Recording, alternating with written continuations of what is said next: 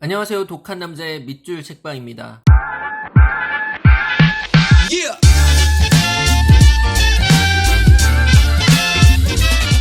2012년 8월 14일 서울 송파구의 한 여고 1학년생이 카톡 폭력에 시달리다가 아파트 11층에서 투신 자살한 충격적인 사건이 있었습니다.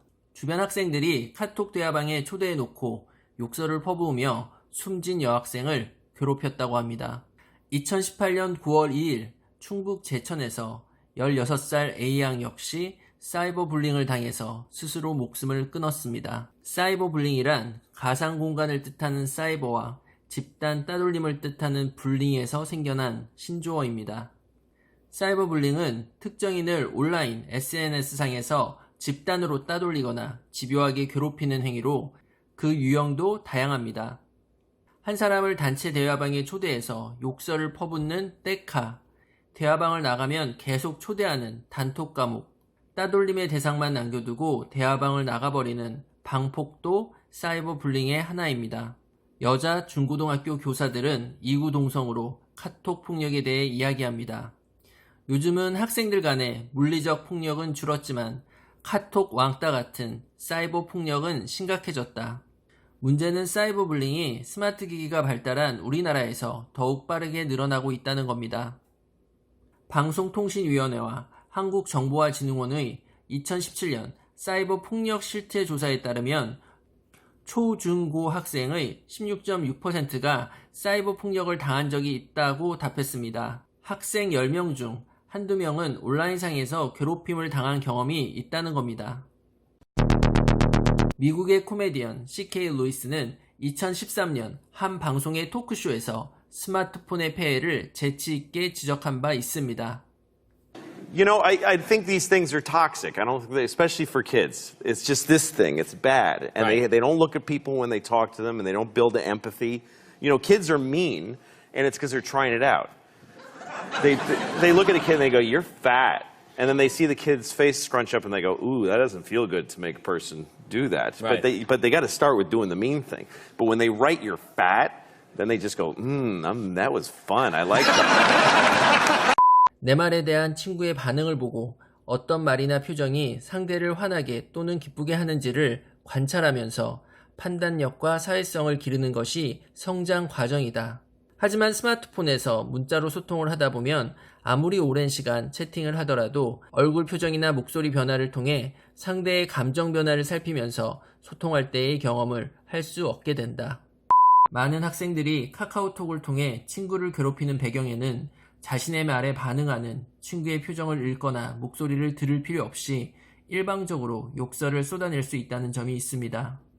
말을 할 때마다 상대의 감정과 상태를 살피게 되는 것이 자연스러운 성장 과정이자 사회화 과정입니다.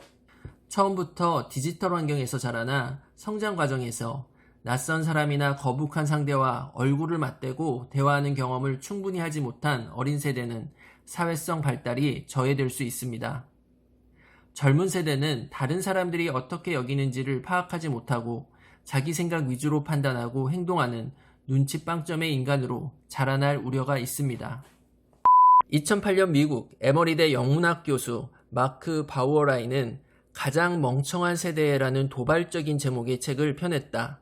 그 책에 따르면 1980년대부터 1990년에 태어난 미국의 젊은 세대, 즉 Y세대는 인터넷과 휴대전화가 대중화되는 시기에 청소년기를 보내는 바람에 비언어적 의사소통을 제대로 익히지 못한 채 문자 메시지와 SNS에만 몰두하게 되었다고 한다. 전자기기를 통해 문자 위주의 소통을 하는 Y세대는 상대의 표정이나 몸짓, 손동작, 목소리의 떨림 등 바디랭귀지로 전달되는 비언어적 메시지를 해독하는 능력이 크게 떨어지고 이는 기성세대와의 갈등 요인이 된다는 것이다.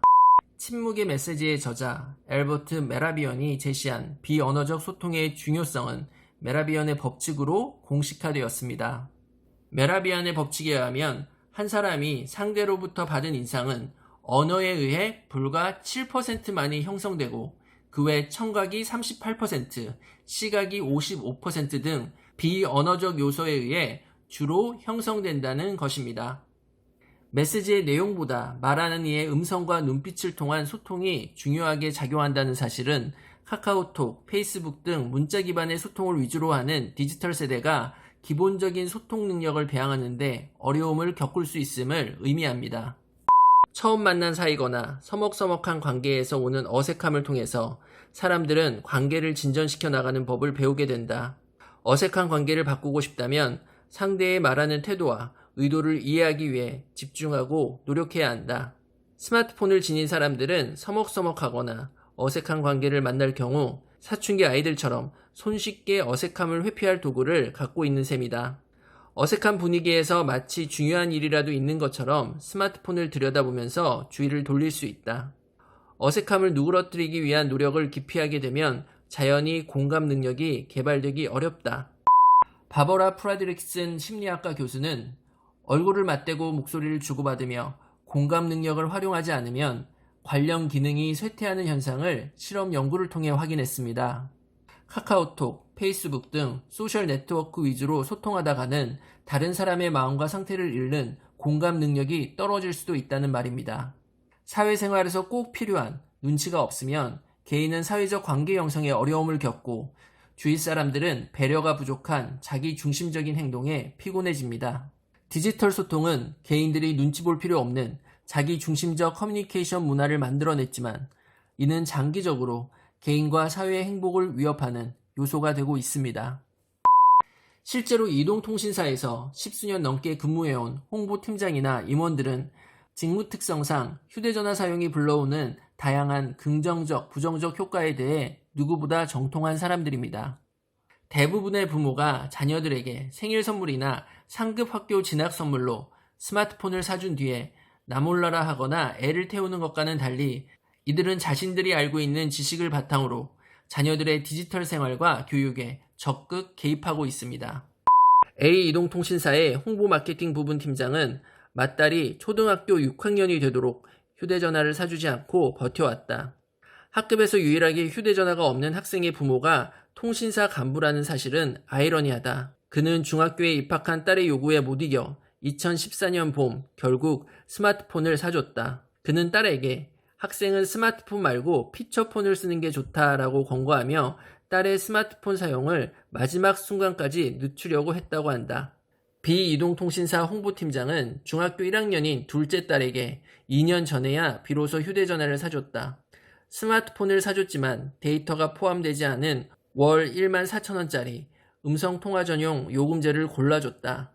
집에 들어오면 와이파이를 이용해 스마트폰으로 사용할 수 있지만 집 밖에서는 문자와 통화만 쓸 수 있는 요금제다. 최신형 제품을 사준 것도 아니다. 10만 원을 주고 중고 스마트폰을 샀다. C이동통신사의 홍보임원은 아예 자녀의 이동통신 요금을 내주지 않는다. 자녀가 용돈으로 통신 요금을 감당할 수 있을 만큼만 휴대전화를 쓴다는 것이 이 가정의 원칙이다. 스마트폰을 통해 우리에게 새로운 세상을 열어준 스티브 잡스도 자녀들에게는 아이패드 같은 첨단 디지털 기기 사용을 허락하지 않았습니다. 아이패드가 처음 출시되었던 지난 2010년 말에 한 기자가 잡스에게 이렇게 물었다고 합니다. 아이들이 아이패드를 좋아합니까? 스티브 잡스는 아이들은 그걸 써본 일이 없다라고 예상 밖의 답변을 했습니다. 스티브 잡스는 아이들이 집에서 디지털 기기를 사용하는 것을 제한하고 있다 이렇게 덧붙였다고 합니다.